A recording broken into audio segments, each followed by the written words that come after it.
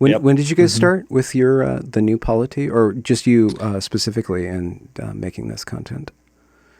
Well, new polity about 2 years ago, but I've been it sort of stemmed off of a bunch of writing that I've been doing.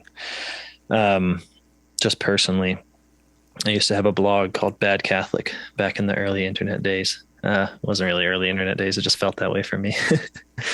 um, and in thinking through some philosophical points on um, liberalism and Catholicism and the relative enmity between the two, ended up forming a think tank that we're calling New Polity that um, has a bunch of people involved in the same kind of thought. I believe it was from Augustus, Saint Augustus. There's this story. It might be apocryphal, but my teacher, my Okay. poet teacher, told me about Augustus's elder or his teacher. All the students of this man were surprised that when he was reading, his lips wouldn't even move. Mm. And I bring that up because, well, one, he's Catholic. I don't know if he considered himself Catholic, but you guys kind of appropriated him to your purposes. But what is the need to go from just writing to speaking? What's the transition Mm. from text to orality for you? Yeah. Well, it's more like, for me, anyways, writing seems to enable speaking because writing is a stumbling ordeal where I think through an idea and can actually see it as a mistake on paper and then rub it out and try again and try again, and then ultimately produce something that seems like a coherent idea or syllogism.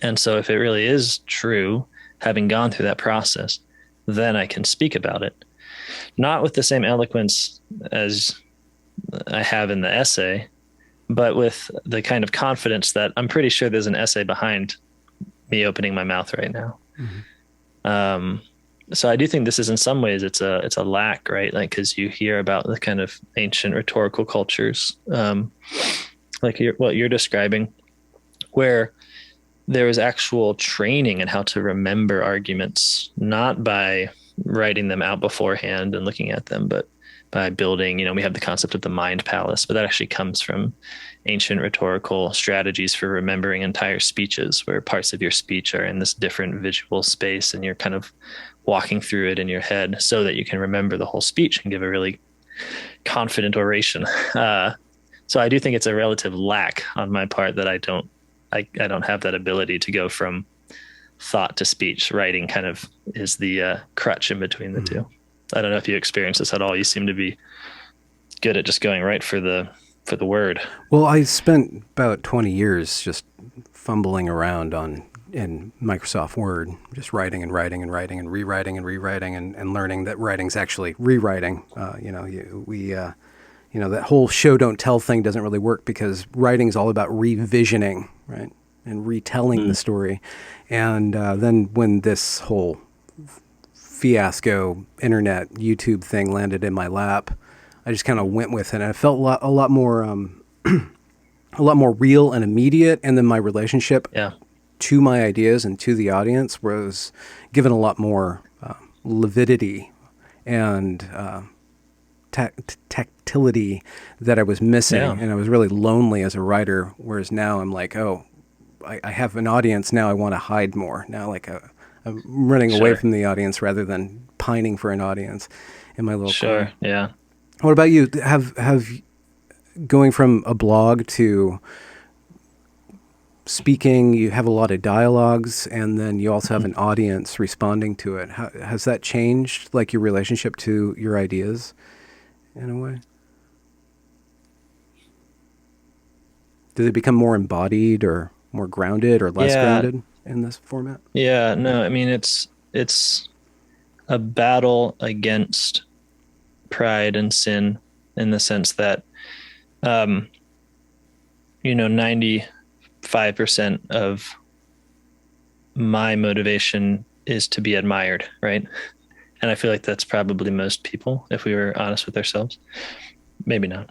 But when you write, then you are in this process of shooting yourself in the foot because you write to be admired, but inevitably, if someone reads what you write, they'll no longer admire you, at least not the extent that you would like to be admired, because they'll either think you're wrong, think you're stupid, or if they agree with you, they might agree with you for the wrong reasons or for stupid reasons.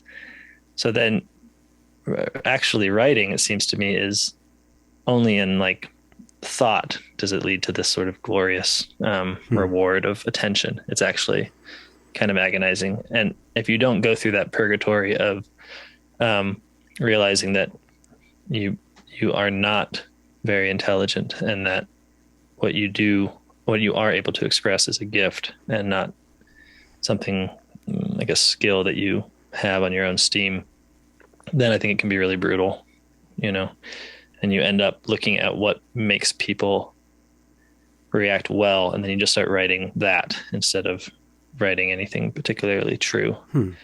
This seems to be a problem with the internet generally, is that it gives writers and thinkers and producers the instant feedback, the kind of dopamine hit of likes and comments, which can very much motivate them to pursue those kinds of results rather than something true or something good. Yeah, I consider it, that's a big worry in my corner of the internet, when we gain attention trying to be heterodox or trying to critique the woke or whatever it is, and then we get kind of a following. And if you get too much of a following too quick, or you're not really careful about it, it can descend into what I call a fanarchy, where you're just basically they're speaking through you rather than you speaking to them. Totally, man. Dude, you see it a lot. I don't know. In my sphere, it's like the Catholic world, where it's like you take a good Catholic boy, he just wants to tell you about the Bible, tell you about Jesus. He starts writing about it, and he says something a little bit controversial, and he gets a lot of attention. And then he's just on this spiral, and it starts getting like more and more controversial because you can see it happening. And all of a sudden he's saying things he would never agree with, a couple of years ago. He's just an addict. And so there's been many, many good men lost by that. What would you call it? Fanarchy? That's great. Yeah. It's fantastic. Your tradition has been around for several years now.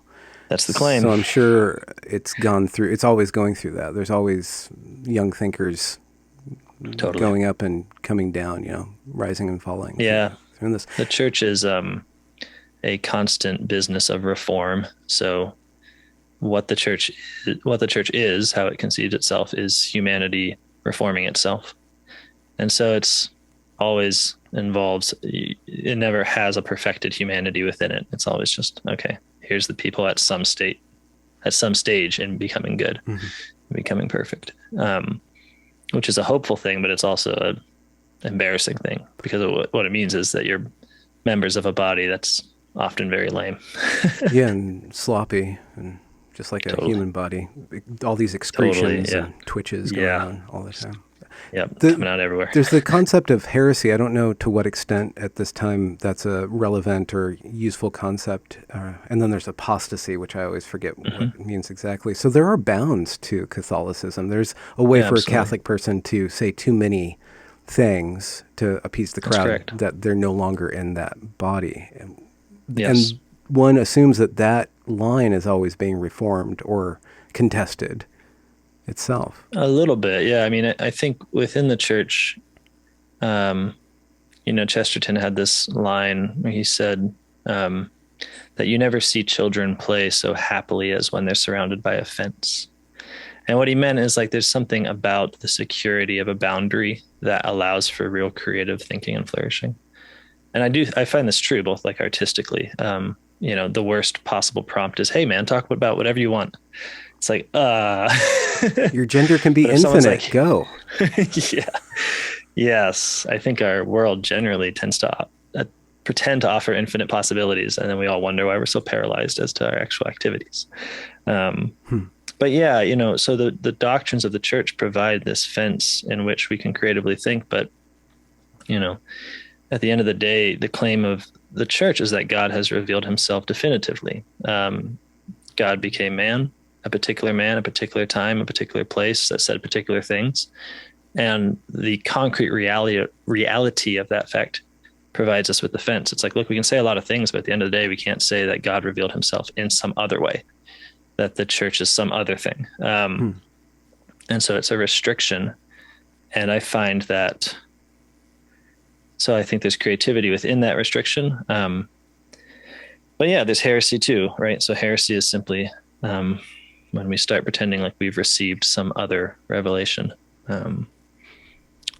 So I've been going through.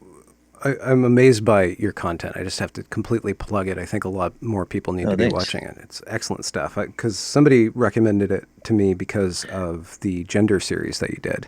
And Okay. I went through that, and then I was prepping for our talk today, and I found a whole other series that you did on tyranny. I'm like, oh no! And like, there's so much stuff there. Like, there's so much to dive into and to think about. And what I'm personally concerned with right now is the failures of liberalism. Yeah. And so it's one thing and I started by critiquing this thing called wokeness, which is just hyperactive liberalism or progressivism strain of it, and seeing the end result very materially on a number of different vectors. And gender is one of those things, and wokeness broadly is another. But when you trace it back, you're like, well, at some point this descends from liberalism. So at some point liberalism went wrong. So is that the fault of liberalism? I need to start critiquing liberalism. And then once you start critiquing liberalism, you can't just do it in a vacuum. You have to hold it up to other Sure. things. So Yeah. what are the alternatives? And there's a lot of alternatives, and some of them are pretty out of bounds for me. Yeah. I mean, you could always be a Nazi. I was just going You to don't say want to be a that 'cause liberal. I was looking at right wing Twitter because it's really strange and stuff, and invariably it's three step. Any given right wing commenter is three steps from a Nazi. It's so weird. It's like, okay, so this whole alt-right adjacency thing is really weird, but there's got to be something else. So looking at your work and trying to understand the fundamentals of Catholicism and how it stacks up or not competes with, but challenges liberalism seems like a healthy and balanced way to go about the project of imagining new possibilities or trying to Yeah. see Yeah. I where we're mean, headed. sure. I mean, historically speaking, it seems like that's the right track because, liberalism is a product of Christian nations, right? It's a product of, um, yeah. So it is a particular Christian thing that is done. I mean, I don't think it's a good Christian thing that was done, but it certainly was not a Muslim thing that was done. It was not a thing the Roman Empire did. It was a thing that baptized people coming out of the Middle Ages into the modern era did. And so I think if there's going to be any imagination for, okay, if we knock liberalism off its pedestal, and maybe we'll talk about various ways that it can be so knocked, um, you are either left with what came before, or you're kind of left floating around in all you really have is a negation. It's like, I know liberalism is bad. I don't like it. But what is the good that we should all pursue? What is the shape of our social order? I mean, how should we relate to each other within, social bodies? Like, what are we all doing here, boys? Mm-hmm. Those questions seem to be, they're very obviously answered in the Catholic Church. To speak personally, that's what the church offers in some ways. But so anyways, that's just to really affirm, I think, your investigation there. It seems like that just historically makes sense. If it came from a Christianity and freefall, then presumably the answers to what's after liberalism have to be investigations of what came before liberalism. Christianity and freefall, that evokes the very seminal on the cusp of modernism text of John Milton's Paradise Lost and the fall of Satan, and Satan's love affair with falling. And so what do you mean by Christianity and free fall? Well, I spoke of the church as a reform of humanity. And I think that's true. I think the church is the social body in which people are given the ability to become good. You know, the church says that it's preaching the good news, but the good news always starts with the bad news. And the bad news is that we're fallen, that we have rejected a sort of primordial peace, primordial wisdom that we can tell in ourselves. Like, oh, yeah, of course, I'm meant for peace. I'm meant for wisdom. I'm meant for strength in some way. Like, there's all of these, but that we don't have it. We don't have these things. We've been horribly cut off from their source. And so the church claims, well, the source of your discontent is the fact that you are made for wisdom, for peace, for strength, for glory, and that these things come from an original relationship with God that's been ruptured because of our own disobedience and our own continued disobedience and our, just our kind of love affair with ourselves, which goes on in every life and then in human history as well. Okay. But that there is a reform that's possible. It's not hopeless. It's very hopeful, full of hope, because we're never so far gone as to not be in pain over the loss of these things, right? The very fact that we are disappointed with life shows that there is a greater life that we are somehow still attached to. And the church, when I say it's the reform of humanity, I just mean that it is the work of making people good again. It's the work of returning us to an original state of peace that we lost. And it does this to the degree that we allow it to. Now I feel like I'm pontificating, which I am, but you're going to have to bring me back home to the point. There's plenty of points. So the one thing that sticks out to me as a American and a liberal is that obedience thing. And I grew up, my dad's a pastor, so I have ties to the church and Protestant denomination, evangelical and charismatic way back at the beginning. Really powerful stuff that went off the rails in its own way. And my father's journey has been to try to reform his relationship with the church by practicing Christ-like behavior as a pastor.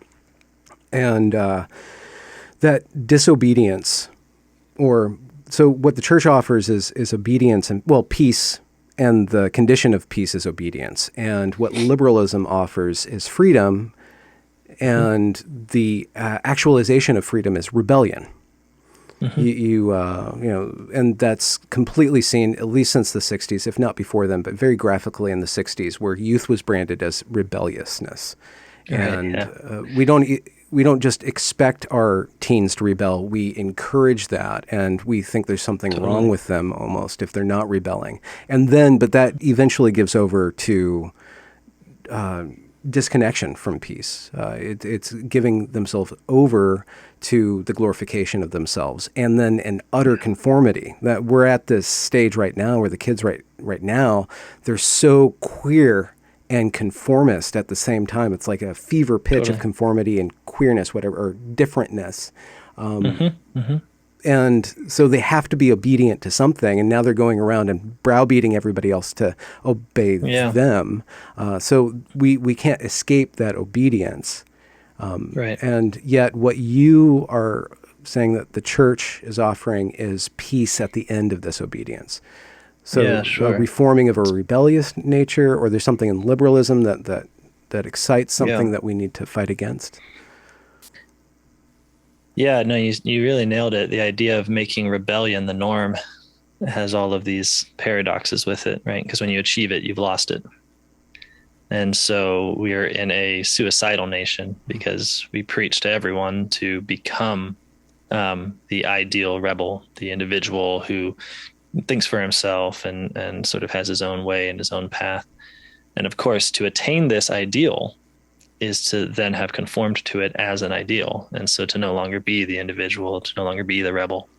So it's an impossible task that we nevertheless give our children, not because we're just sadistic, but because it is the religion of the nation. It is the piety of the nation is to go through this sort of ritual of giving children an impossible task and then watching them ram their heads into it until they usually end up fizzling out and just working a job and making money and then dying. Uh, that seems to be, I think you're right in your assessment. And I think that there is a way in which, there's a historical component to that, in that America especially was founded in a revolution. And so I think there's some ways that our imagination is constrained. Like we're trying to live within ourselves, the American Revolution. Mm-hmm. You think about the idea of gender nonconformity, at its heart, there's really nothing more Republican American, nothing more patriotic than gender nonconformity, because it takes the very structure of like, okay, the gender thing is the bad English king that tells you what to do. The nonconformity thing is you saying no taxation without representation, man, and casting them off. So you shuffle off that authority. So you're saying like non-binary is basically the Boston Tea Party performed on TikTok? Yeah. I mean, it's a reified psychological act by which we become American properly. I mean, you think about if you have a social ideal, if you have a national ideal, to the degree that you erode the family as the source of the affirmation of the person as good, which is undoubtedly what we have done. The family has been massively eroded. We tend to turn to the ideals of the milieu, of the nation, of the larger bodies. I mean, this is just natural, right? A failure at a lower level of intimacy, you look for a remedy from a higher level, a higher level within the social order. And so if you're, whether it's through divorce or through neglect or through abuse or through just, the lack of a solid family structure in which people's identity is given and affirmed by others that they are intimate and know, well, if you're going to take that away, then it's not just a neutral act. You then turn to other places to get that identity, that affirmation, that confirmation that you're something good in this world. And what we have for Americans, once you erode the family, is basically movies. You basically have like a national myth given through many, many different movies and cultural tropes that you then try to approximate as much as you can. And what that national myth is that of the righteous rebel, of the justified revolutionary. So we don't know what it is to be good per se, but we know that we're supposed to be throwing off something that's bad, right? We're supposed to attain our the affirmation of ourselves through a certain negation of an authority that we reject. And so the problem is that once everybody rejects all the authorities, then there's not a lot of legitimate authorities left. I mean, maybe I'm speaking too theoretically. I mean, if you want to be a rebel right now, you've got to kind of look around and figure out, okay, who do I rebel against? Mm-hmm. What are you going to do? Rebel against the church? That's like kicking a baby at this point. Like the church is not telling you what to do. Most people are like, oh, that's interesting. I didn't know that you Catholics had a moral code. I haven't heard of a moral code. What is that? You know what I mean? It's like, okay, so the church isn't telling you what to do. The government, the government's on your side, man. The government's not, the government's just affirming us in our own pursuit of our own self-interest at this point. Mm-hmm. What corporations, are they the big bad guy telling us what to do? I thought they were all woke now. So, okay, who do we rebel against? And it's a crisis for a people whose national ideal is the righteous rebel. And so the body, I think the body steps in as a kind of salvific principle. It's like, oh, I have within me this given of the body, this prior reality that I didn't choose, that's sort of forced upon me in some way. I can describe it as being forced upon me. Mm-hmm. That does all sorts of things I don't like, that makes me feel all these things I don't want to feel. And so all of those may be totally legitimate. But what the specific American sort of psychological fever thing does is it says, aha, thank God I have found my King George, and it's me. It's my body. Oh, wow. I found my England, and so I can declare a revolution. And then, it doesn't work out so cleanly as that, but I think that is some of the initial thrill of I used gender nonconformity as a sort of general identity, but of all the various queer identities, I think that maybe they realize it, maybe they don't, but it's just as American as apple pie. Why does that? Why do you think that that's so infectious? Why it's traveled around all over the Anglosphere if it's so American? Well, I mean, I don't mean to knock, um, I don't mean to knock Europe, uh, but they've been Americanized. I mean, actually, I don't even think that that'd be controversial. Most English people bemoan it all the time. I was in Oxford for a little bit, and I walked past the KFC every morning on my way to the library, and it's so that there is. I mean, we've bragged about this for a while, right? That America is, you know, how do we know we're the superpower? Well, we're exporting our culture all over the globe. So I don't think we should be surprised that when we export it, we also get, we really do export it. It's not even an argument. It's just a description of what we've already agreed to. But I also think because America is not as unique in some ways, it's just a sort of intensified version of what Western nations have gone through, namely a fall from a Christian social order and the attempt to have instead Christianity as a kind of option, a private option within a real social order, which is in fact liberal.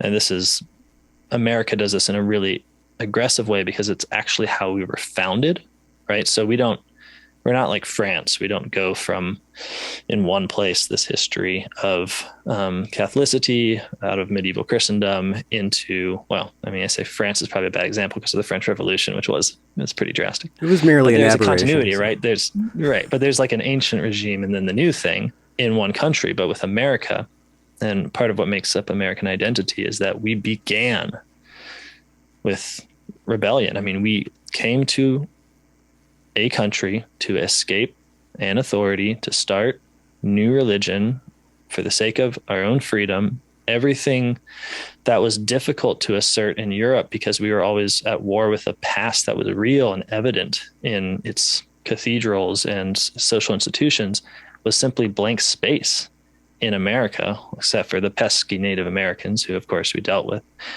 And so when you got to think about America. It's wild, right? We came to this place and we literally made a grid and parceled out squares to everybody. I mean, it's just an incredible social experiment. But the reason I'm trying to argue that it's really just an intensification is that, this happens throughout the Western world. You can call it different things. You can call it the loss of Christianity. You can call it the rise of industrial capitalism. You can call it liberalism. I think you'd always be grabbing some one part of the beast.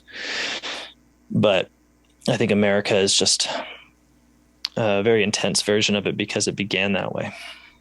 Yeah. Why Christianity? Why do you think that Christianity gave birth to liberalism or this? The fall from Christianity, whereas you don't really see that. I guess I don't know. It's hard to see that in other places. Hinduism was upstaged by Buddhism at some point, right? So it fell out of one structure into another.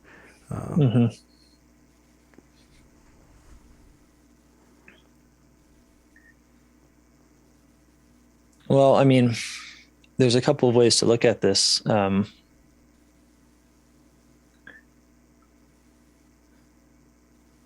It's a paradoxical claim because I don't think it's like a positive development of Christianity. I think that it is maybe it's helpful, maybe it's not, to describe it as a Christian heresy, in the sense that it is in some ways a break with Christianity, but it is also a break with Christianity and not with some other thing. And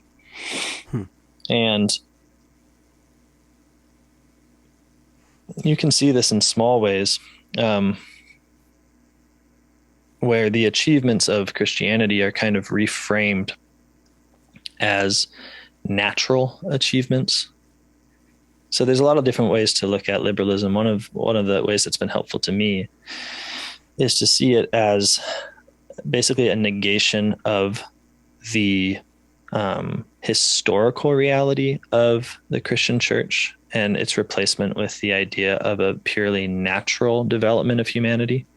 That is to say, it's a denial that we ever needed an institution, that we ever really needed ultimately the revelation of Christ, but rather that humanity has a certain natural goodness that can be perfected without any divine intervention. So one way to look at this is maybe to think about slavery, right? Because right now, if I ask anyone, is slavery wrong? They're going to unhesitatingly say, yes, absolutely, absolutely wrong. Why would you even ask me the question? You're horrible for doing so. It's very wrong.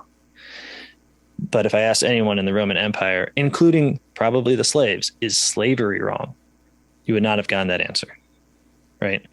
Slavery was conceived, I mean, even as someone as, dignified and thoughtful as Aristotle would conceive of slavery as a natural institution. It's like, oh, of course, some people are slaves, and that's proper because there's hierarchies within, a universe, and some people are at this end of the hierarchy, and it's more proper to them to be acted through by the will of another rather than their own will, etc. So slavery was not an object of debate, but it became one, right? How did it become one? Now, again, if you ask someone, well, why do you think slavery is so wrong? Like right now, they're going to tell you something like, well, because every person has the right to be free. Maybe they'll say that, or maybe they'll say something like it's wrong to own a person, right?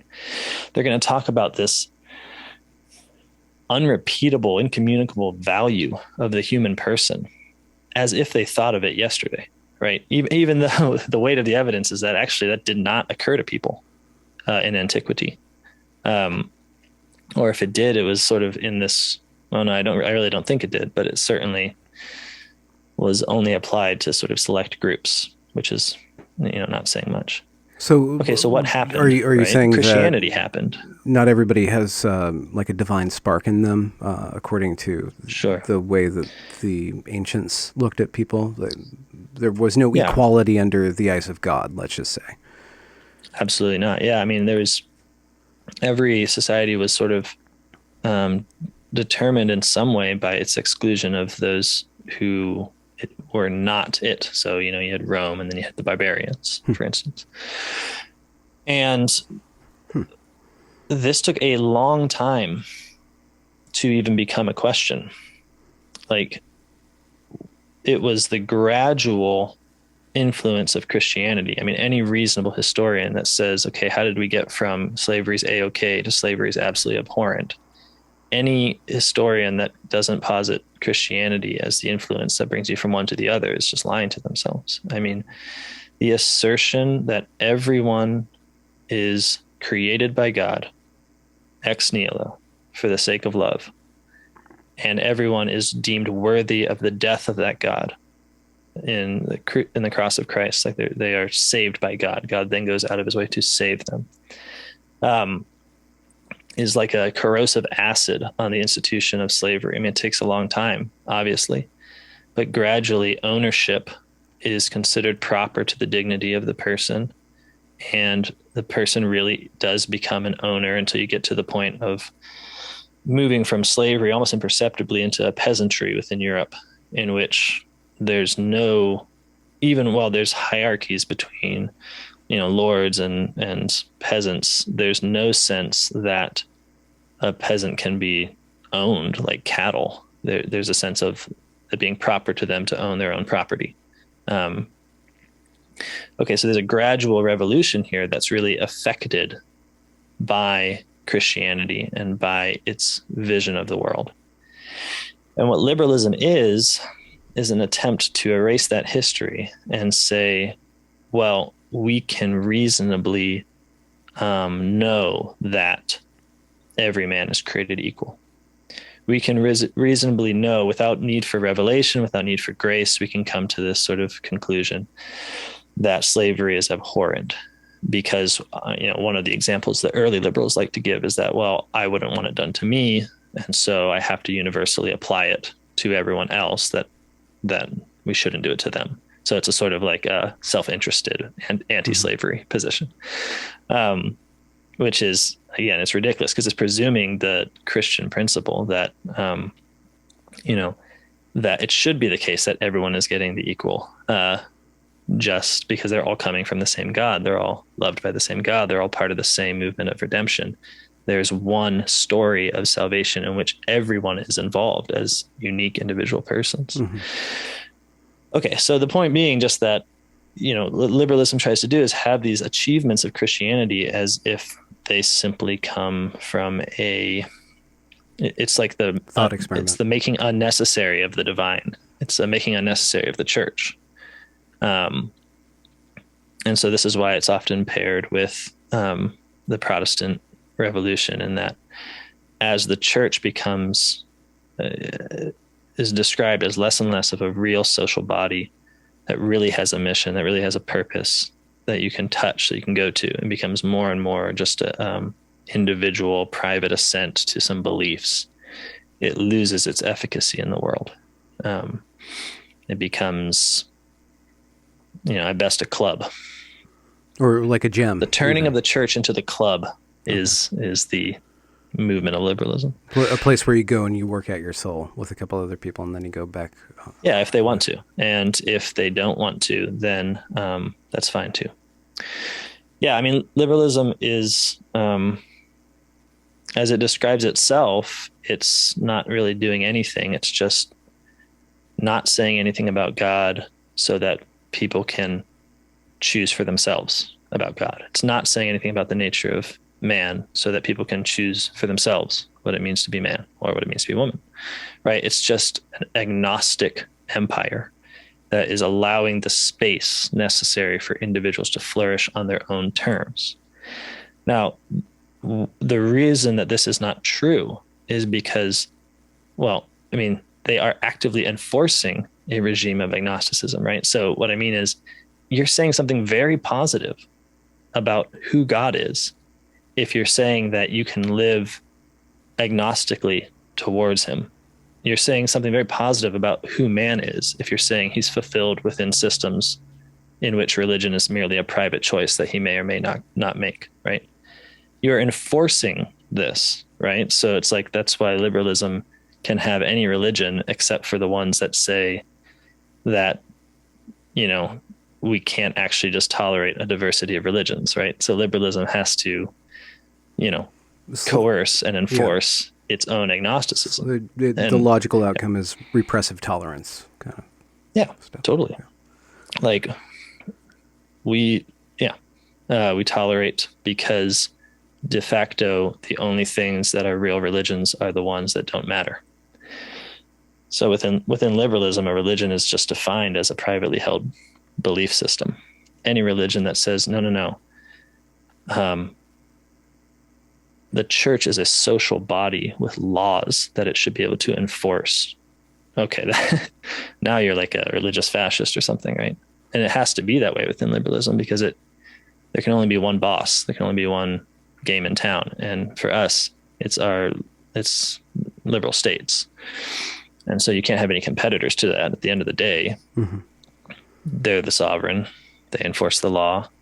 So religion must simply be an irrelevant choice within those regimes. If it ever says, we're going to have a Catholic society that makes its own law, that makes its own, like that. If there was ever a religion that would say confidently, we have everything we need for human life, quite apart from what you offer, and can create peace and have our own coercion and all this. I mean, that would be, you're a terrorist organization, you're a cult at that point. Or the Amish. You're the Amish, the special case. Yeah. Aren't they wild? Isn't it wild that they get away with being who they are? Yeah, it's kind of interesting. They have a lot of land too. They're just minding their own business. Totally. They're going to take us over, man. Well, they rebelled against the Democrats, I heard. Isn't it possible, though, that this liberal state, if it restrained itself only to matters of jurisprudence and maybe some economy and doesn't edge into the moral territory, if it keeps itself a-religious, And if it had an antibody in it that it didn't become religious, was what we're saying now. The problem with liberalism right now is that it's become religion. It's Extremely, yeah. extremely religion, and there's no way to stop that because there's this huge void there. But if it could have been the case for a while that it was neutral and impartial, it did give us a tremendous amount of growth artistically, culturally, people making things up, innovations unlocked. And there's a lot, sure, there's a lot of people get lost in that, but a lot is found as well. A lot is created. A lot of untapped potential is created when you have different people with different viewpoints and some sort of neutral marketplace where these viewpoints can come together, clash, and create new things. Yeah. And Yeah, the absolutely. Catholic Church can do that to a certain extent. I mean, you guys have your cultures and it's developing, but not to the extent that liberalism has given us. Well, I mean, I don't know that I would agree, although I do sympathize with what you're saying, because we have this difficulty when we think about the church today, which is that we're always kind of thinking about the church within liberalism, when the claim about the post-liberal claim is something like this: the church prior to liberalism wasn't the church, it was the society, right? So we look back and we say, like, we look for the church in the Middle Ages, but it kind of all was the church, right? So, and I think that to some extent that just is what it would mean to live in a society generally pursuing like a common good, a good in common. You're all doing it together. So, for instance, within the church, we make a distinction between, or rather within our nations, we make a distinction between like what's secular and what's religious, right? And religious is the negation of what's secular, and secular is the negation of what's religious, right? But within Christendom, secular just meant a certain kind of priest. It actually still does. It's like a secular priest, as opposed to a religious priest who's in a monastery, right? And the religious simply meant something that Christian people did to devote their lives to contemplation. So being religious meant you were a monk. Being religious meant you were a nun. Transforming that into a dichotomy of religious and secular is a really great example of what liberalism has invented, namely a sphere in which religion just no longer applies. Whereas the presumption of Christendom, of societies prior to liberalism, of where we're saying liberalism ultimately broke from, is that there is no secular. And there isn't that. It's paradoxical, because then there is no religious either. Because the presumption is that we are one society. This society is called the church. This church is humanity in reform, and it involves everything: your economies, your politics. We can't understand the world we left. Like we're looking for the state, we're looking for the church, we're looking for the secular, we're looking for the religious, we're looking for this binary. And so we turn to history and we just cannot make sense of it. We're like, okay, here's a king who is being prayed over by the church, the Pope, say, to become the king. And his rule, he says, is something divine and holy and in the image of, say, David from the Old Testament. So is he a secular ruler? Well, I don't know. I mean, on the one hand, you want to say, yeah, because he's not the church strictly. He's not a pope or a priest. He's doing something with armies and he's doing something with land, and that seems kind of secular. But on the other hand, he's clearly not secular, if by that you mean not religious. Like his secular rule is religious. So the categories are totally blurred. Liberalism is the intellectual effort, and ultimately the successful intellectual effort, to imagine a place where religion doesn't matter, to imagine politics as somehow apart from religion, and so something that a state can control without reference to the teachings of the church, to imagine economics as something that de facto has nothing to do with religion and therefore can be controlled by billionaires who are not constrained by any particular code of morality. And so it makes the conversation a little difficult, right? Mm-hmm. Because this is always the case, right? We have our categories. The whole world makes sense to us, and just the presumption is that the way it is the way it's always been. But part of what made me question the state that we have now, question liberalism as we have now, is precisely its inability to make sense of what we had then. To say, oh, right, the categories of church and state don't really make sense here. And maybe that goes back to what I said at the beginning. I didn't mean it to be like a structuring comment on our conversation, but if the church understands it as the reform of humanity, it's not relegated to some number of spheres where we can say, oh yeah, the church has to do with this and that. It's all of us. It's everything. But in a world that's so tied into itself with the advent of technology and communication and rapid traveling, so far as they'll allow us to travel going forward,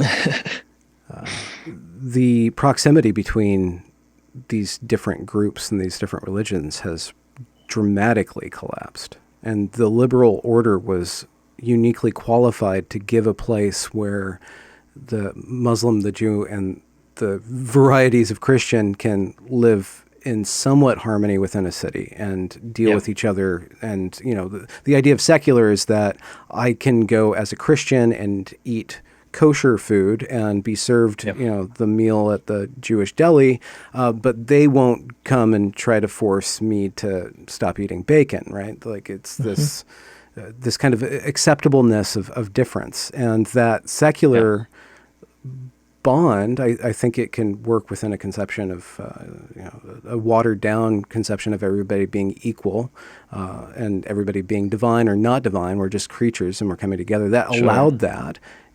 And that unlocked tremendous amounts of potential in America. I think you're right. And I don't want to knock it because that is what was so wonderful about liberal states. It's just that I think what we're realizing now, as we feel this kind of creeping up on this, like, why is everyone mad at each other? Why are we so contentious? I thought we could just kind of get along with our differences, but suddenly it's like, man, I can't say anything. It's like, we want to say that this is just a phase. Like, okay, we're just going through something weird here. Everyone's kind of cooped up, but give it a year, give it 2 years, and we're all going to be doing the same thing, laughing at the differences, laughing at the jokes, sitting down at the same place, eating, like you said, kosher food at the deli, but not being okay. I don't think that's going to happen. I think it's going to get worse and worse. And the reason is because I think it's a myth that there is some non-Christian reasonable way of affirming, maintaining, and ascertaining that we are all equal, and that there's this fundamental equality that's just woven through all of us. I think this is true. Don't get me wrong. It is true. The Jew, the Muslim, the Christian, we have a fundamental human dignity, right? We have this fundamental human freedom, right? But that is a concept that is derived from a positive Christian revelation. We are all created in the image and likeness of God, right? The idea that we can separate ourselves out from that Christian revelation to no longer affirm that we are created by God, to no longer affirm any intrinsic dignity to the human person because he is a soul, he is a gift, right, of God, that we can simply, okay, that was some stuff we believe, some silly stuff, but we're going to keep what it did. We're going to keep that kind of equality that it gave to the world. And we're not going to start thinking like that there's definite binary differences between people. We're not going to start coercing someone just because they're a little different. Like we can keep that up. I think that was a myth, and it was a strong myth because Christianity is a social force. It is not like we live it even when we don't realize it, because we've inherited a language and a culture and a people and a way of the world looks the way it does because we're to some extent still Christian. And one of the ways it looks is that it looks like difference is good and beautiful. One of the kind of prototypical Catholic doctrines is that God is infinite, and so he is revealed best in diversity, right? So when you're trying to express an infinite truth, you need a multiplication of finite truths. You need a multiplication of words, right? When the thing, okay, you get the idea. So difference, diversity, inequality. Inequality. Yeah. Yeah. All these things are seen, as revelations of the one God that made us all. And the whole Okay. creation and its difference is valued as a infinity of reflections that approximate to a infinitely unknowable God. The idea that we can just have that good stuff without its source is foolish. And what we are experiencing now is really what the world is like when Christianity is gone. It's just that it's the collapse of our world, our worldview. And so we don't see it as the loss of Christian Hmm. goods. We see it as just weird. But I really do think that this was probably what pagan empires, generally speaking, are like, that no, you can't just be different. No, you can't just have someone tolerate you because they have this natural impulse to believe that you're on a road that ultimately leads to your salvation. No, no, no. That is a historical achievement of a religion that you are just driving on the fumes of it, but the gas is gone. Okay, because no one believes it anymore. And the idea that, yeah, we can just keep pushing this pedal down and moving this thing forward is false. In fact, what we are going to have, and what we indeed already have, is the sense of that person is the demon. That person is an enemy. That person is not properly human. His difference is unacceptable. His difference must be coerced into a homogenous sameness, right? Um, no, we are not on a road to glory, right? We are on a road that will either be controlled by man or we are going to fall into disaster, right?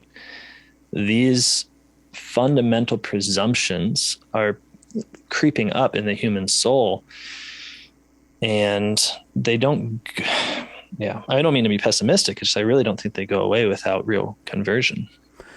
Well, I'm just thinking through my investigation into the end of liberalism, or the flowering of it into the wokeness, and Sure. the ideas that it's running on are very cynical. It's all about power relationships. You go into Butler at length, and so you know inside and out the Yeah, postmodern yeah. turn. So seeing with the lack, are you okay? How do I phrase this? Are you suggesting that without the lack of a positive affirmation of a divine source and what comes with it, goodness, love, beauty, and truth, without that, what we are left with, or what the human imagination will create, is a dark God? We'll slip into a Gnostic vision of the world as it's all power, and what human beings have to do is the work of thinking through and knowing how to undo all of these power relationships. Is what we have with what woke actually derives from, is this awareness of oppression. The problem that I Yeah. have with that is that all you end up seeing is oppression, and you have to keep on creating oppression in order to keep on going, because there's Yeah, totally. nothing else there. So are you suggesting that without, cut off from the source that was embedded within the church, of a relationship, a promise of a relationship with God and with Yeah. reality, that is a struggle but has peace at its core, without that everything is going to descend into a brawl, and that's what we're seeing now, because Yeah, I all mean, we have is I think power. that's pretty much it. I think that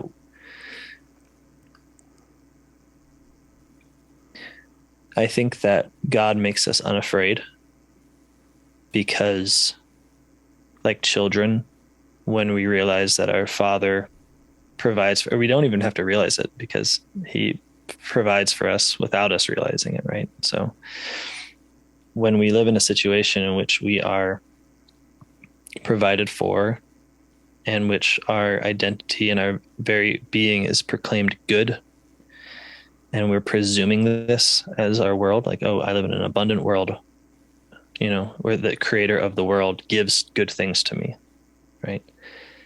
Then that belief creates a certain kind of human being that acts in a certain kind of way. Yeah, So he presumes abundance. He yeah. presumes that, well, there's going to be enough. When there's difficulty or hardship, he presumes that he will be taken care of. And he acts in such a way as to convey that to others as well. But not Well, when not you to get go rid so of, far as go to ahead. take that for granted. to be grateful, but not to take it for granted, Yeah. not be a wastrel. Yeah, exactly. I use the child metaphor because it's helpful, but not in the ignorance of childhood, right?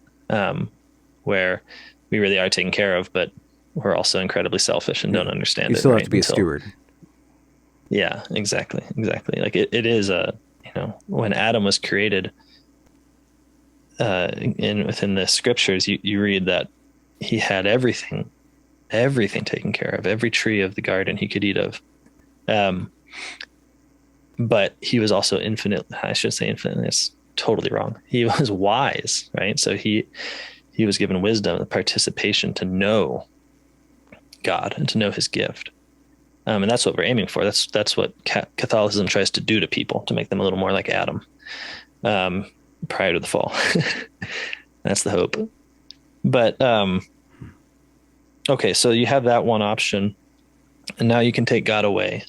Okay, and what's left is pretty much what you see, which is that man appears in the place of God, right? So you presume that man has to provide that.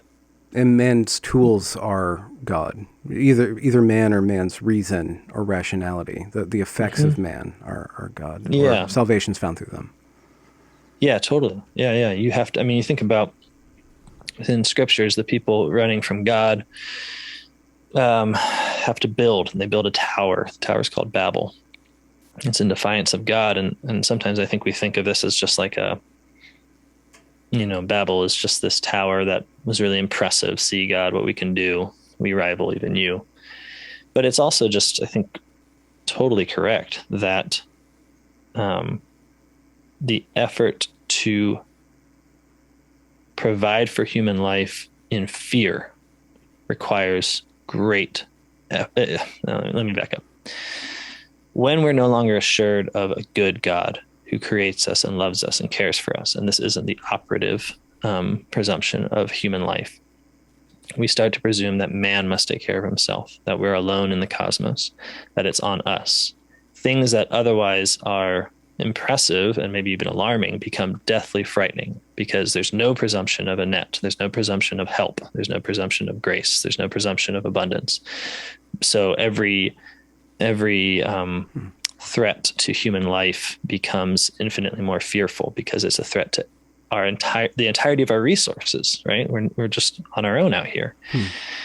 So people become frightened. And so when people are frightened, they tend to amass, right? They tend to try to look at the world as something that's full of scarce resources, that they need to gather as much power as they can for themselves to be able to weather a hostile universe that has no good God as its source. And so I'm doing two things here. One is, this is just how the early liberals describe the world, right? So when they go to their state of nature myths, and you look at Hobbes especially, they just describe this, right? The universe is full of scarce resources. Man is at war with man. We're all competing. The presumption, they're just literalizing and literalizing, yeah. Or mythologizing, I should say, the kind of consequence. They're giving a story of a creation that begins not with God and his gift, but with man and his contracts, man and the things he does, to survive. Yeah. And so I think that, in answer to your question, I think that what we see when we look at the postmoderns, when they describe everything as being a product of man, right? So everything is just this construction that you make and you're imposing, right? And the most powerful people are the most successful at imposing their construction, right? And so these become norms, quote unquote, but of course they're not norms. They're just power plays, right? On the one hand, we can critique this for a lot of reasons, but I think we should at least affirm that seems really consistent with the liberals and with anyone making the presumption that man is up to is on his own resources. So where there's no God, of course, it's up to you to simply amass what power you have and construct a world that is most befitting to yourself at the expense of others. And also that feeds into blaming everything on man and then being embroiled in resentment. 100%. I mean, if you are responsible for everything and the whole universe is laid out to you as scarce resources that you're supposed to get as much as you can of in order to defend your life against a hostile universe, then your neighbor is you're hardly happy to see your neighbor show up unless he's in some kind of Yeah. contractual Unless slavish you can use relationship them. with Yeah. you Yeah. where you can use him. Yeah. I mean, um, so the neighbor becomes a threat. And what's weird about like postmodernism and queer theory is that there's no good guys in postmodernism. And I don't understand where. Are you talking about the postmodernists themselves? I can't think of a really Sorry, shining no, example of I'm thinking humanities, about but like, okay, so you take a typical sort of critique of like, um, someone might say something like, you think that being man and woman is natural, but it's actually just this construction of power that through all of this capital and all of this wealth and all this historical power makes it appear as natural, right? And so the takeaway is supposed to be something like, oh, isn't that bad, right? Shouldn't I have X construction instead, in which I appear as gender fluid or agendered or transgender, or there's just nothing. And it's like, whoa, whoa, whoa. I think we're jumping a step here. Because if it's the case that the wealthy and the powerful make one oppressive construction, right? They're just doing the exact same thing you're doing. They're just doing it better, right? They just have successfully made the construction, whereas right now we're working on successfully making a different construction. mhm. There's no truth, there's no authenticity, there's nothing natural here. We're just throwing our constructions at each other as weapons, which is exactly how liberalism describes the world, right? Like there's scarce resources, we're all in competition for them, and we're trying our best to get our own to be on top so that the world can be more ordered to us than it is to the other guy. Okay, so I don't know if this makes sense. It's just like it's something that frustrates me in the attempt to say, because this construction, this cisgender construction is so bad, therefore this transgender construction it must be so good. It doesn't follow at all. All you have is two constructions with relative power. And if Mhm. transgenderism sort of was given all of the power and all of the wealth, as we are trying to do in some ways, so that it could assert itself against the other previous construction, you would just be in the same position. Well, with minus some genitals. Well, yeah, I mean, there's always sacrifices that have to be made, for sure. Yeah. But it does seem like, it's a dark world. Yeah. Yeah. You said a dark God. And I think that, you know, uh, maybe it's oversimplified, but I just think that Hmm. it's man attempting to be God. That can be applied to the far right. I don't even know what that term would be, but the people who go so far in the direction that we conceive of as right as to become obsessed with power and obsessed with just another form of racial politicking or some other sort of might makes right thing. It's the same thing. It's refreshing when put up against postmodernism because at least it's kind Sure. of clean. At least they work out, At least they Yeah. have the symbol. At least the symbols mean something. But Yep. it's still missing that which provides what we had or what we could have, which would be peace and harmony and innovation. Yeah. I mean, Yeah. the Germans did do some great innovations during their. Jawohl. Yeah. It's tough because it seems like there's been this turn within conservative folks where it's like there used to be a lot of admittedly sort of, I think, Christian concern for the truth, right?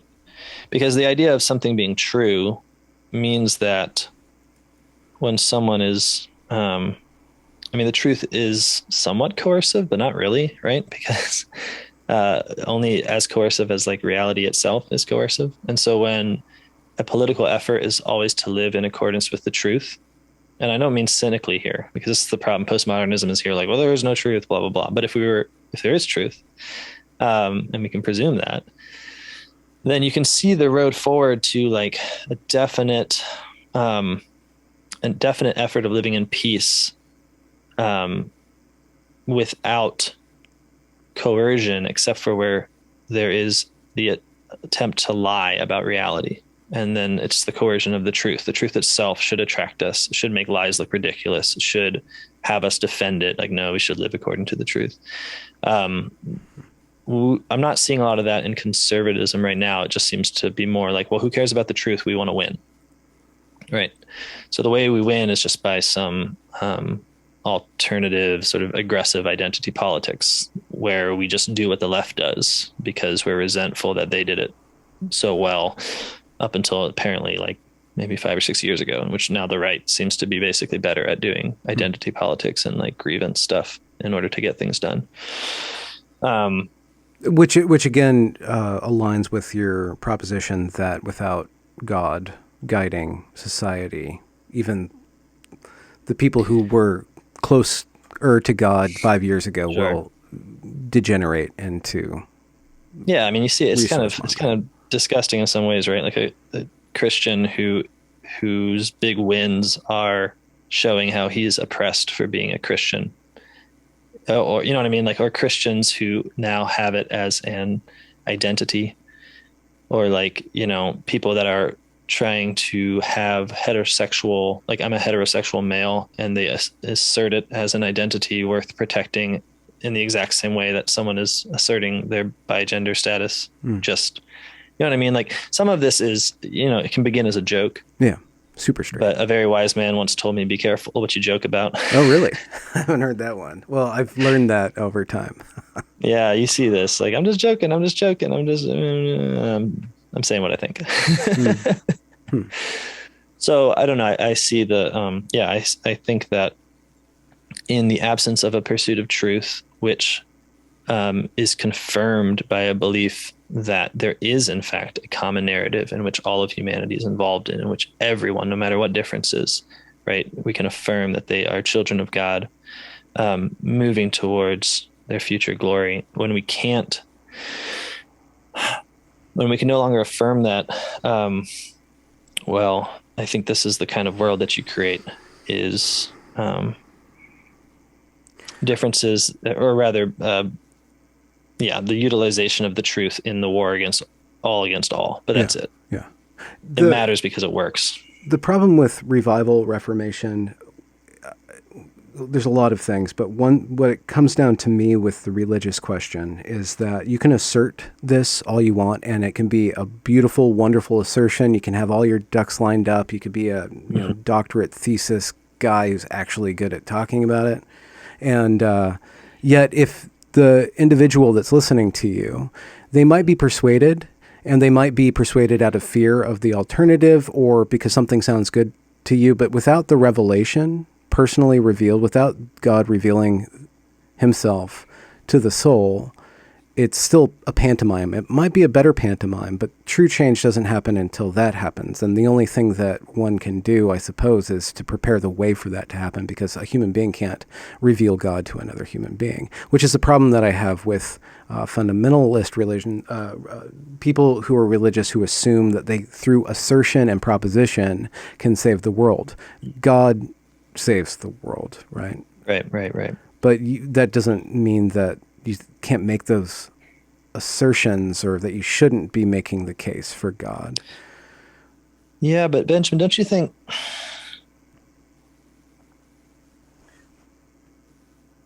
within the Catholic world, we baptize babies. Okay. So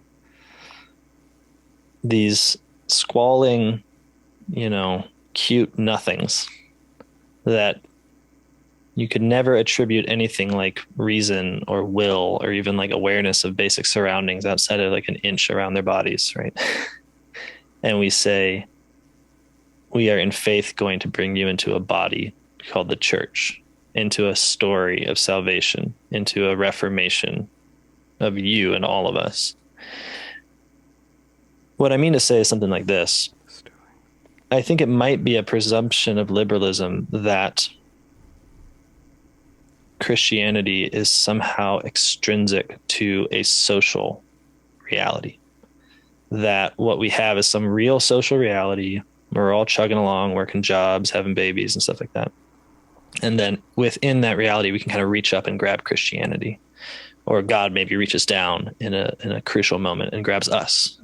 But the field is essentially secular. The field is essentially doesn't have anything to do with God in itself. It's just awaiting, a sort of. And I think what I would like to suggest, maybe not with a lot of justification, is just the opposite vision, which is that the field is religious. I would suggest things like, well, we only can use reason because we're oriented towards the divine, towards the truth, which is an infinite reality that we cannot possibly contain, that ultimately we identify with God himself. That human life is unthinkable except for as a searching towards the divine. And so what's really extrinsic, what's really momentary, is those moments in which that is blocked, as it were. And we imagine ourselves within some kind of purely secular realm that God may or may not break into. And this is, and I'm not trying to rag on the Protestants here, but this is in some ways a result of Protestantism, where there's a certain shade cast on the whole social nature of salvation. And instead we're given a kind of individual account where, the rational assent to Christianity. I don't need to go into the history, but Martin Luther's sort of concept of faith as the subject grasping God, and God grasping the subject in this sort of intense moment of faith. This is it's actually very foreign, I think, to the Christian tradition as a whole, and it is the denial that that Christianity is a social reality from the beginning, that it involves the dead and the living, the babies and the adults. So it's just like racism. It's just the water we swim in, to pluck something from Robin DiAngelo. Yeah, sure. It's, this might be tough, or it might seem difficult, but from my perspective, there really aren't people unrelated to the church. So what I mean is, there's degrees of participation within the church, but as the reform of humanity, it intrinsically involves all of humanity. You might be a heretic, you might be an apostate, you might be a pagan. So there, you can describe these different degrees of relation to the church. But if what the church says is at all true, we're ultimately ordered towards one end, and that's God. I don't know the technical term for this, but if you look at the world without the church, if you look at the world right now, the post-liberal order that we're teetering on, there is still the same assumption. It's just the dark God. Instead of assuming that everybody's already saved, or that we're already enmeshed in this process of revelation and reformation and participation with God, ultimately, that frame of reference, that totalizing frame of reference, is still there. We still make a blanket assumption, or that assumption comes up with a magnificently powerful force. And when you're talking about a world or a society without faith in a loving God, or without a direction of their attention toward that, what we saw from 2020, just in a nutshell, what you see at Evergreen State College in a very small nutshell, but in 2020, COVID came and death ruled us, and fear and neuroticism swept in. And on the heels of that, the people who were saying that we have to absolutely lock down and shut off all human interaction and destroy ourselves as a society to save us as bodies, those people then argued that we need to go out into the streets to fight this ultimate evil of racism, that everybody, that this death is secondary to this thing called racism, this totalizing frame of view. So just on a group level, and this is the problem that I have with rationalists and atheists, is that they can say, I can live without the church. I'm like, well, yeah, you can, but how many people around you can do that too? And if you look at every atheist movement, you guys turn into a church. Like you're already Yeah. going to be seeking that, because in order for us to relate to each other, we're going to have that field of being. So that proposition is there. I don't know how loose that can be and still be coherent, but it has to be kind of loose. I can't agree with everything that you say. Sure. I'm not going to Sure. surrender all of my experience Sure. to the Totally. church and reframe everything into the language of the Catholic Church. But I Hmm. still think that the assertion that you're making, the assertion that I make kind of as a deist, and I try not to make the assertion because that's not my position on public facing, is that there is going to be that plane. So what is that plane? How do we can get to that plane? Ultimately, it's pre-propositional, it's participatory, and what you're saying is that it's also social too. And that's Yeah. No. symbolized by the baby before it can make the choice, is brought into, is identified as a Christian. And through Hmm. that identity, everything else follows. All of their growth, all of their learning, all of their participation Yeah. Yeah. throughout their No, life. I mean, the myth of liberalism is that it's not totalizing when it's obviously just another total That frame. liberalism itself is not totalizing, Right. which is why you Exactly. talk about Like, it so much when you talk about tyranny. yeah, exactly.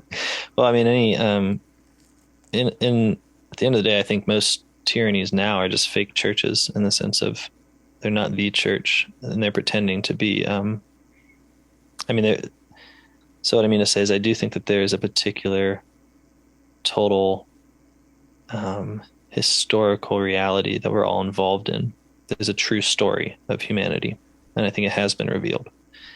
And because of this, I think that you're right that we we are when we're stripped of that story, right? When that becomes, well, a story that maybe I can believe, but I can just as well not believe within a field that's really reality is really just secular, and I can make choices within that, but that's secondary. It's a second order. Hmm. It's easy to trick people because it's easy. They're they're very easily swayed by other totalitarian visions, right? Like, um, you basically create a people that are looking for the whole world to make sense, and so are very susceptible to someone saying, "Here's how it makes sense. It's race. It's all race. Here's how it makes sense. It's money. It's all money. You know, here's how it makes sense. It's power structures. All the way down, and Hmm. here's how the whole world makes sense. It's we're all animals. You know, sort of a evolutionary racism sort of mode, um, or more likely, more often, here's how it all makes sense. Liberalism, right? And because that one's especially fun to use because it's a totalitarian vision that hides itself as fulfilling our need for a totalitarian vision. It says, oh, this is just a vision where everyone is equal and everyone competes within a marketplace of ideas and goods, and it says all these things without acknowledging that this is in fact a totalitarian vision. It explains everything in reality. What you might call an ideology. An ideology is something that explains the whole world for you, And but isn't true. there's something lacking in liberalism. And Yeah. you would say that that's God, or how would we formulate that? What are we pointing to when there's disruption after disruption and the failure of all of our institutions, and then they're flailing toward more power, more and more openly, like Yeah. stripping people of their bank accounts now, making departments of truth now. Like we've Sure. watched the authority drain from our liberal institutions, and now we're seeing that lacking that authority that was granted them by doing good works and being nominally Christian in the past is now turning into its opposite. Yeah. It's It's raw becoming power. blatantly tyrannical.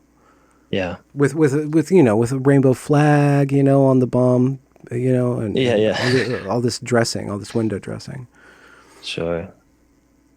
I lost the question somewhere in that, Benjamin. What's missing? What's that one thing Oh, that's that's right. missing, or what's lacking in that? And I guess you say it's God, but Yeah, but it's also the good. Um, the like, good beyond just diversity, equity, and inclusion. well, yeah, beyond something that you're really after as a private good. So what I mean is, the traditional term would be the common good.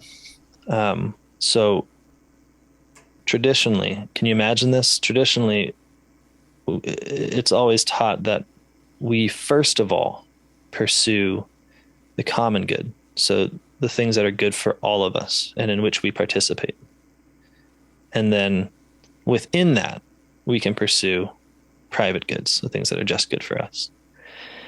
And obviously, there's a way in which God is the highest common good, right? Because he is the destiny of all of his creatures. He is the Alpha and Omega, the source, but then also the destination. Can you articulate Yeah, that God is destiny in a way that a secular person would understand? yeah, I think I could. Let me just give me a sec, though.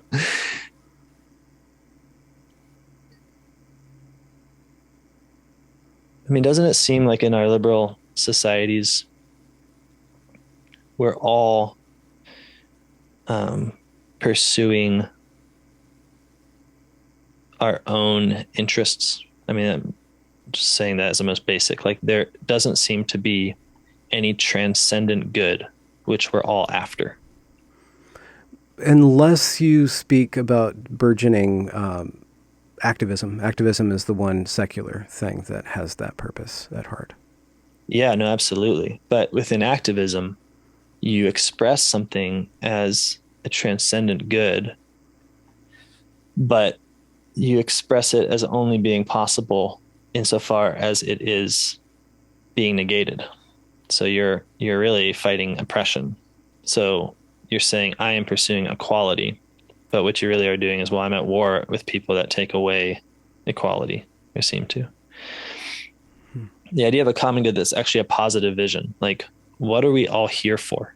What are we all doing? What makes everybody happy ultimately? Those are the kinds of goods that we pursue together. We can't pursue them otherwise, pursue them in our families because we know that we are all involved in their pursuit, and I couldn't possibly attain my happiness, my good, without a mother and a father, right? I couldn't exist without a mother and a father. So there's a good that isn't just reducible to an individual good. So something that you want because you happen to want it, something I want because you happen to want it.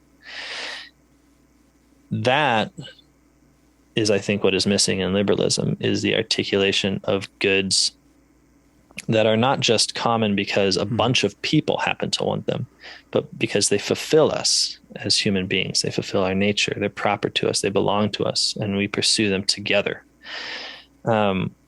Instead, it's sort of a social fever where we determine that there's enough individuals that want something, and then we start to demand it as a right, as opposed to asking, what are we all for? So when I talk about God as our destiny, I'm saying that within a society, within a Christian society, though there can be sin, there can be failing, obviously massive sin, massive failing. The presumption is that we are all made for the same end, right? We are all made to return to our homeland, our creator. And where that's, yeah. So I think I do think in some ways you could just say, I think what's missing from liberalism is God. I think that's fair to say, but I think there's a danger in saying it because you end up with this structural idea of God as one other object within an array of possible objects that individual actors see as beneficial to them, right? God is this sort of therapeutic thing that you want to get. And maybe if enough people want to get, you can pretend that it's something that you're all after. And it's just not what's meant. So again, liberalism or our world has a very difficult time conceiving of what this other order outside of its own terms. We reduce even God to an emoji in your bio or something like that. God, if you want him. Yeah. And if you don't want him, that's cool too. And then we pretend, and that itself is I think an evil, but then we pretend that that's somehow a neutral position that every reasonable man should hold. And that makes no difference to either our conception of God or man. God's just this thing that you can have or not if you want him. That's who God is. It's like, oh, buddy, you're doing theology. You are literally enforcing a theological vision and then claiming not to be enforcing anything. Does that make sense? Yeah, it's really hard. I've seen it articulated in your work over and over again. So most people that'll fly by, but I kind of grasping this core definition of liberalism as it's a negation, or it's an absence. It's the creation of absence, like you were saying with secular and religious. It's creating this vacuum where things can react impartially or something like that, but it's pretending that itself is not a totalizing structure that's creating that vacuum, right? Right. It's saying we have a vacuum, but I'm enforcing this vacuum. It's really hard I get little bits of it. You want a simplified version? I could probably do a simplified version. Does it rhyme? I should. Dang. Well, we can work on that after. I think that at the end of the day, you can describe liberalism without much highfalutin language, because people are sinful and they're greedy and they want money and they want power and they want land and they want all sorts. And historically, the church has been an object of frustration to sin, because it says, well, actually, usury is a sin. We condemn you for your usury. We condemn you for your greed. We condemn you for your violence. Da, da, da. So it's a big stumbling block. It's an obstacle if you happen to be someone that wants to just fulfill the desire for individual gain and has no concern for the common good. So there's a lot of ways to fight the church, right? So you can create a new church. You can say, screw you, you're wrong. Greed is good. I'm going to have a church of greedy people. And you can try to fight the church, which there's been a few heretical sects throughout history that have essentially done that, right? It doesn't usually end well, but there's been some efforts. The genius of liberalism is to not go that route. It's to not say, okay, we're another church that has the real truth. It's to simply attempt to relativize the church, to say, we're going to tell you something about the church that the church doesn't know about itself. And that is that you are one option among many. It's like, okay, I hear your moral law. I hear you telling me every time I try to take someone's land, you say, don't be greedy. And if you're in the Middle Ages, you actually enforce that. Like, you can throw me in jail or something. Okay, I hear all that. But what I'm going to posit is you as impotent. So you are, in fact, despite what you say about yourself, church, always telling me what to do, you are, in fact, a set of beliefs that I may or may not in freedom adhere to. Maybe I'm wrong in not adhering to them. This is the genius, right? Because you don't even necessarily say that you're not adhering to them. You just say, oh, well, maybe I'm wrong not to adhere to them. But the point is, I don't. And so you cannot enforce your law. You cannot enforce your teaching. You cannot be a real social presence in the world as saying the world should be shaped this way versus that, because you have become something different. I've effectively transformed you in my mind.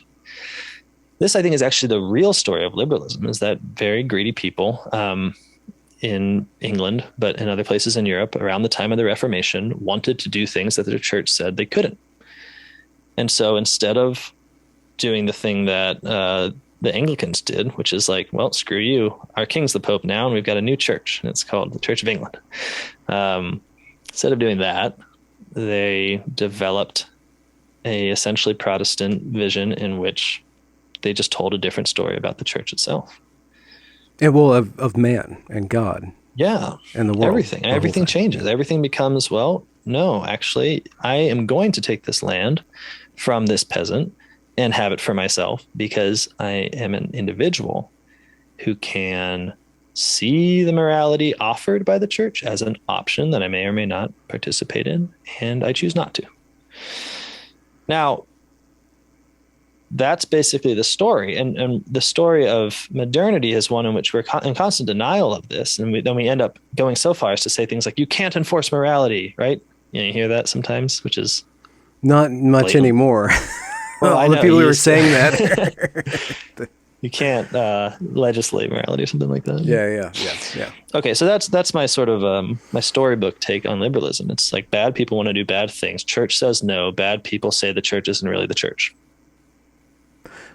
Okay, I'm not an economist or a historian at all, but there's still a tremendous amount of potential that was unlocked in the capitalist reformation and the no longer having the church controlling economic and technology. And the church is Yeah, slow, right? And totally. there's a domain where morality works and where it's actually stopping human development, stopping our relationship with the material world to devise all these wonderful things. And I'm Well, sure, and I'm not yeah. saying that Catholics are anti-science, because I know that your tradition has tons of science and even birthed and carried science through multiple generations. But still, the unfettered innovation and commerce and all that stuff. Yeah, maybe there's a lot of greed. To say it was only greed and it only resulted in greed is to ignore the massive amount of goods that have happened to Sure. humanity. And maybe we're just burning the candle now because we've been unleashed.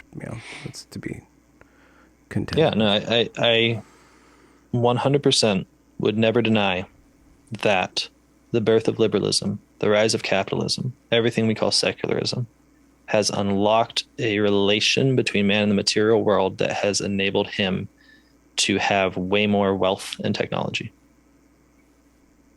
And in some ways, I think that was the whole point, is that we wanted more wealth and more control that comes from man. My two questions would be this. One, is that a good thing?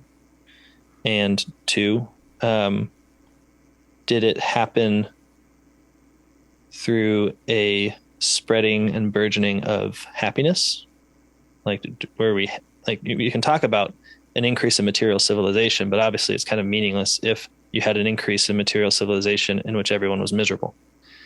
You know what I mean? It's like if you judge the world on the basis of the spread of its machines, then you're really valuing machines over the people that operate them. So this is an obvious critique of anyone that romanticizes like industrialism, right? Like on the one hand, you can say, let's look at the history of humanity as a development on the basis of the kinds of machines they build coming up to now. And you'd say, wow, progress. This is just improvement. Mm-hmm. Incredible. We're Mm-hmm. doing great. But obviously, if you were to do a research into the kinds of violence that people experienced as man increasingly in the Western world owns less and less, works more and more, and wealth is increasingly concentrated into the hands of fewer and fewer, then you have a different story of the rise of technology. So between those two questions, I think um, I do think there's a radical questioning here where if the presumption is that um, yeah, just an increase in wealth and technology is a self-justifying principle, then I think we're just going to disagree. You know, I do think that liberalism unlocked that in many ways, and I also think that many genuine goods have come out of that. Um, but for a good to come out of an evil doesn't make the evil good. Well, I don't. I don't know if it was all evil, though. Maybe it was grace. Maybe it was a gift that God gave man to develop into all this science and technology, and maybe it had to come about in a certain way. And maybe every gift God gives, like some people use it to cut a coconut, if it's a Yeah, knife, and sure. some use it to cut somebody else's throat. But I hear your point about if all of a sudden there's 8 billion people on the world in the world, if 40 billion of them are absolutely oppressed and miserable, is that a net good? Like what's the quality of life? And is our relationship to the material reality having changed? Does that answer everything? And does that not obscure ourselves to another reality? And did we sacrifice that? And can we reawaken that within this now completely populated and controlled environment Yeah, of yeah. And I noticed it's a hard question to ask because people judge happiness and fulfillment based on the world that they're given, right? So, in a world where the best you can hope for is to get a good job and then purchase commodities that you consume, you might say, I'm happy and be relatively convinced outside of some like suppressed yearning for something more because you are winning at your world. I am consuming the most commodities, mm-hmm, mm-hmm. Um, So yeah, I know I do see the difficulty. I think that there is a little bit of a bind here, though, that if we judge a social order, then we have to have an end by which we're judging it. So how do you know that something is good? I mean, Jesus says this, right? By your fruits you shall know them. So what you posit as the proper fruit of the thing is going to determine what things you value within the society as attaining that very same fruit. So, okay, within Christian societies, what was valued and what ought to be valued is the virtue of the people in them. So that's a fruit, the happiness of the people in them, the sanctity of the people in them. Can you define sanctity in this instance?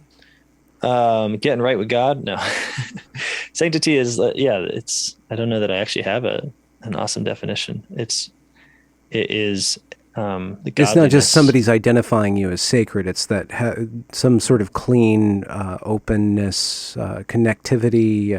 I think you said Christ-likeness in reference to your father, and I think that just about hits it. The degree to which you are radiantly an image of God as you were supposed to be.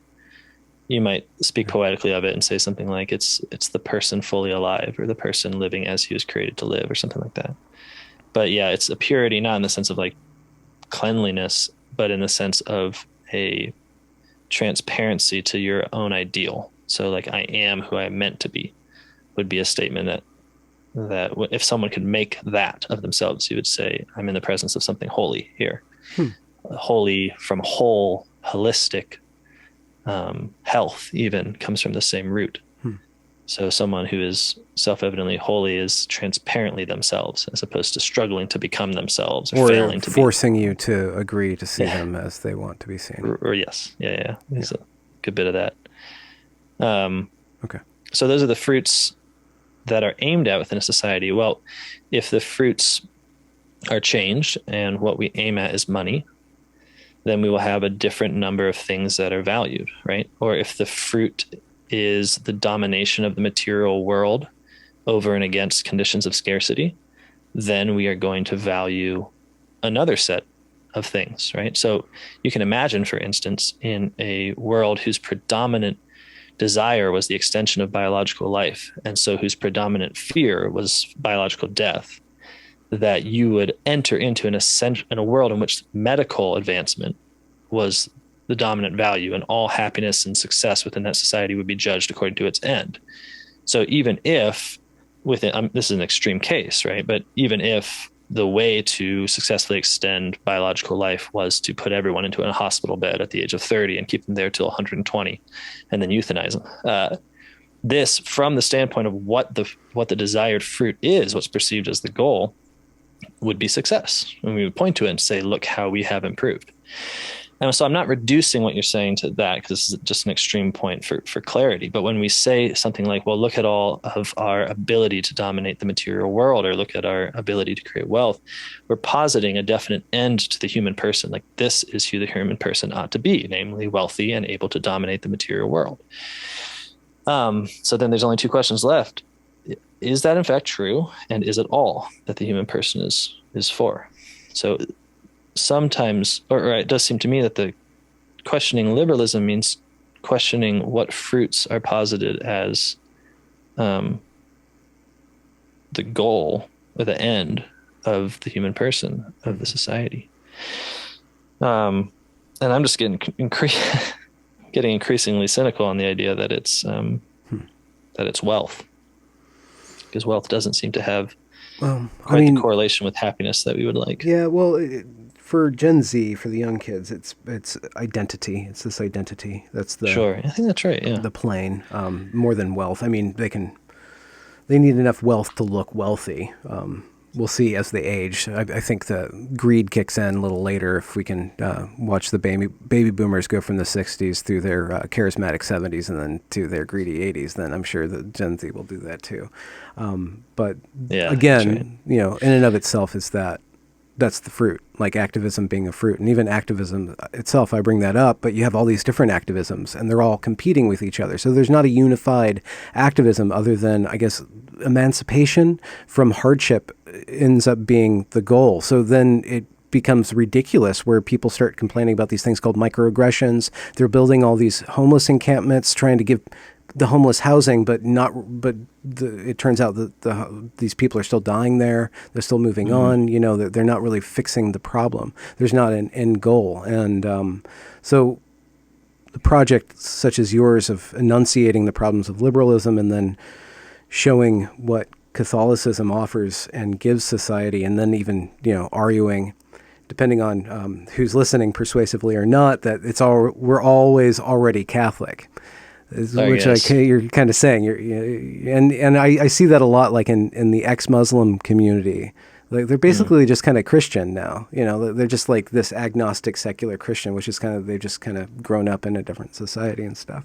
Yeah. And pointing to that, and then enunciating that includes the good. It includes feeding the poor and helping the gender dysphoric and helping the kids that are autistic and all that stuff.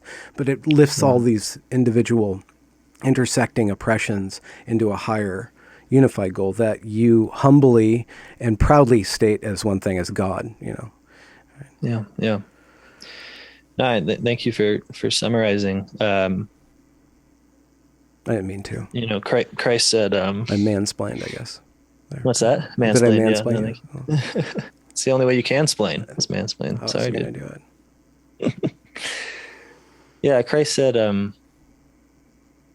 that when he is lifted on the cross, he would gather all things to himself. And it's kind of an esoteric line from him, if I can call it a line. And something of that, something of that all is really carried on in the church, that all things have their relation to Christ, even if it's a negative relation, even if it's running a different direction. The church is positing that there really is a story of salvation, a goal of heaven, the person of Christ who saves all, and and you know, I don't need to harp on it. It's just that when you have a total story, you can understand where people are within it. Now I'm not saying this doesn't require belief. Sometimes when people hear people talking in this way, they can think that, well, you don't actually have to like subjectively participate in it. And that's not at all what I'm saying.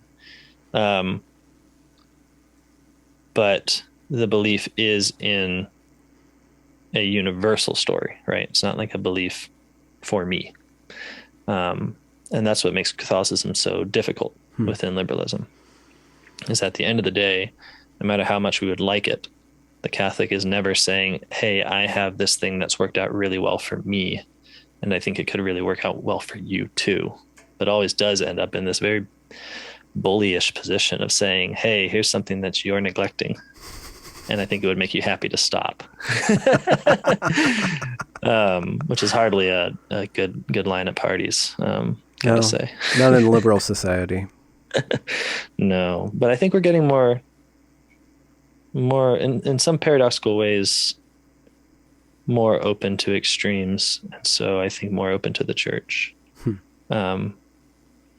Maybe this is the one value of the loss of any vision of something besides power, right? So if you have this postmodern turn where it's all relative, it's all constructs, one of the consequences is that the person is really thrown on his resources to sort of pick a construct. And this is an abysmal way to become Christian. I don't recommend it. However, we are in the abyss, so abysmal things might be expected, which is to say, okay, if everyone is pushing a totalizing narrative and there's no alternative, I can't like retreat to liberalism and say, I'm the one who doesn't have a totalizing narrative. Like if that option's gone. Well, isn't that what you were critiquing the right about? How so? Sorry. Earlier you said that the right is descending into grievance, the pandering. Yeah, no, I think it is. No, and this is why I say it's an abysmal way to look at the church, because it's just that I've met a lot of people that have converted to Catholicism recently to own the libs, and no, I'm not kidding. I wish I was joking, man. And you know, my hope for them is that the grace in the sacraments will help them to be Catholic for other reasons. Hmm. Hmm. Hmm. But I do think it is this paradox that liberal societies have backed themselves into. It's like they told us two things: that they promise they don't have any totalizing vision for our lives and that we should be rebels. And what that did is it basically unmoored us all from any definite tradition of life, any definite way, and then had us looking around for someone to rebel against. Now, this is the greatest risk possible because obviously some people are going to find liberalism itself as the object of their rebellion and the fulfillment of liberalism's own command to rebel. Hmm. And then you have exactly what I just said, which is a rebellion into the church. So it's like, I'm going to be the least liberal thing I can Well, imagine, Catholic. yeah, yeah, yeah, yeah. But of Either, course, once you yeah. arrive, it's different because it's not. There's no such thing as a negation. Like a Catholicism that's a negation just makes no sense. It's like you might have bust down the door and come into the church because you wanted to show your dad that you didn't care what he thought and you're a rebel. But once you get in the church, you're going to meet Jesus, and he's got nothing to do with all that. Hmm. So that's my hope, is that liberalism overplays its hand, and that um, rebellion ultimately leads to the church. Well, it's certainly found lacking and leading to some pretty disturbing outcomes on every level of society at this point. Yeah. So, Marc, what do you do?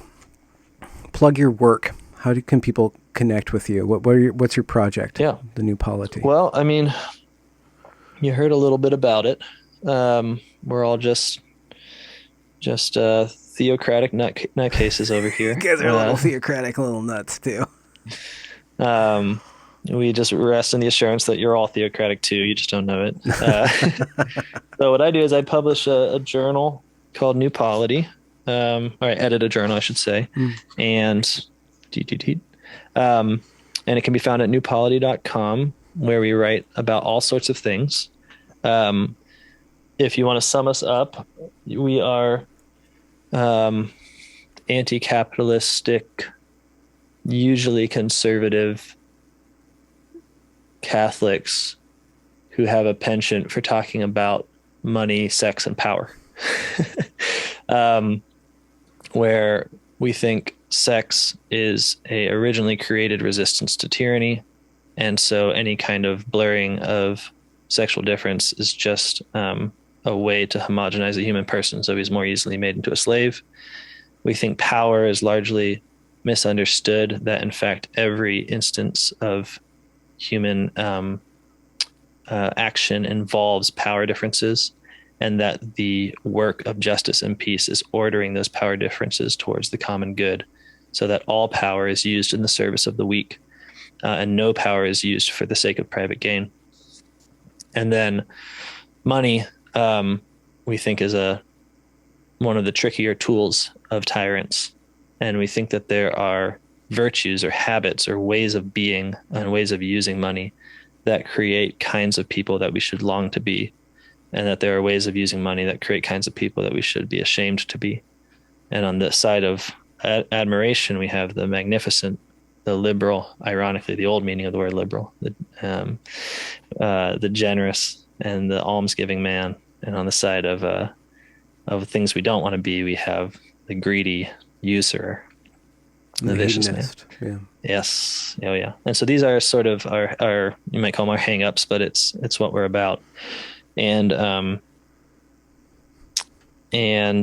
our hope is to not merely talk about it, but we're also working to actively build up a alternative society where we live in Steubenville, Ohio, which is the land of much rust and plenty. And so we are doing all sorts of things here, building a make shop, building a brewery, trying to revitalize our downtown, working with sustainable farmers who are sort of kicking the industrial farm system in some way, and otherwise trying to have festival and a communal life that affirms and admires each other and gives each other that sense of identity, which I think so many people long for today. So that's sort of what we do. Um, yeah, unless you got any other questions, I Well, you think got a YouTube channel too, and a that's right. podcast Of too. course. So we do Yeah. podcasts. Okay. Yeah. There we go. Yeah. So we're in the middle. You mentioned this. We're in the middle of a podcast on gender. Wait, there's going to be like 20 episodes total? Jeez Louise. Yeah, we're going to take a break soon and then we'll come back to it. So I think it'll be like an episode season situation because it turns out that it's I've been riding the gender deep train for topic. about 3 years, man. There's a lot of content in there. Oh yeah. Oh yeah, for sure. No, I really appreciate a lot of the conversations that you've had. Um, yeah, so right now we're reading a book called Gender by Ivan Illich, which is a phenomenal book, When often forgotten, when but did he write that? 80s. Oh wow, okay. I think it was like 83. I could be wrong. Might have been. Interesting. That sounds right. Um, yeah. Anyway, so we read books together with people that want to listen. We went through Judith Butler's Gender Trouble, but then we also go through just our own sort of attempt to synthesize and critique the queer theory tradition with the Catholic tradition, and hopefully fruitful claims come out of that.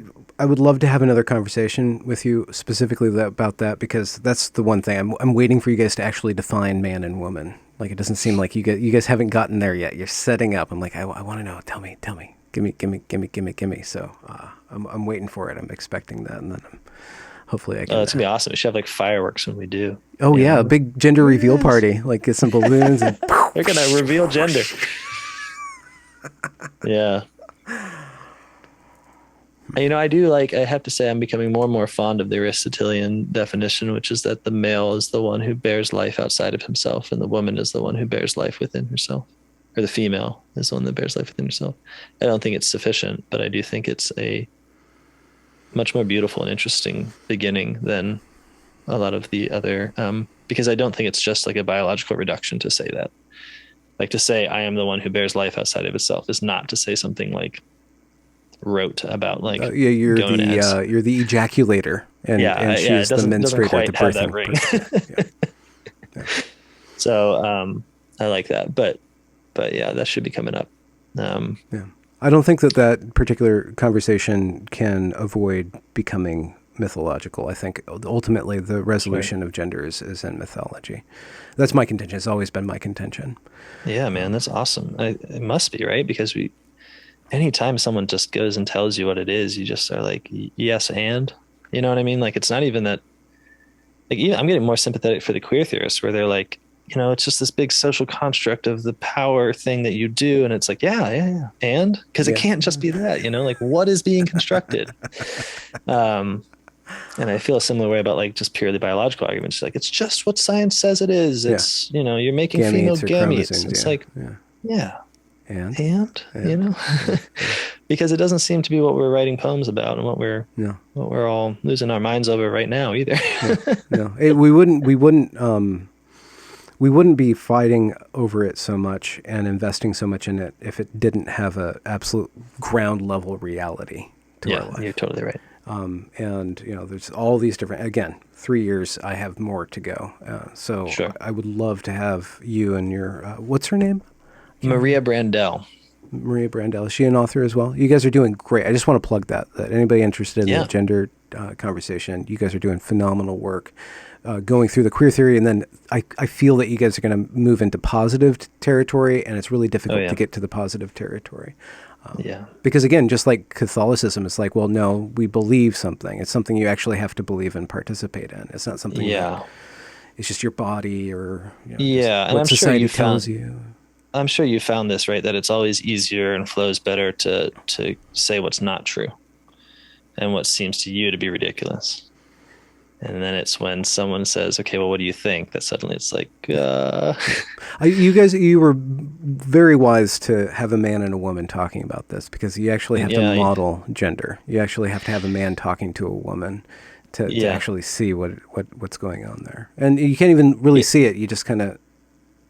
Totally. Yeah. No, we struggled over that, just finding someone that, one of the awesome things about Maria is that she wants to be a nun. So like she goes off Hmm. to look at monasteries and decide, you know, Hmm. what group of women she wants to spend her life as a consecrated virgin with, Hmm. which is of course totally unfathomable to most of our cultural imagination right now. But it does mean that it's like I get to talk with someone that is so certain about femininity that she's quite willing to give up the male side of things entirely for the rest of her life until she dies. I'm like, of course, that's not like an isolationist thing. It's just it shows a certain confidence that I think is marvelous. But yeah, you're right. It's Illich, who we're reading, talks about it as the synchronicity of the left and the right hand engaged in tasks of like pouring a cup of coffee and drinking or something like that. It's not a subordination of one over the other. There's a weakness and a strength there, but they're in a concert. And you couldn't take just the right hand and describe it as a reality that would make any sense if you weren't also describing the left hand. So he calls it a ambiguous asymmetry Hmm. as defining the relations between the sexes. And so I think precisely because of that, it's very silly to try and find some kind of objective scientific view where you can say exactly in a totalizing way what the two are, Hmm.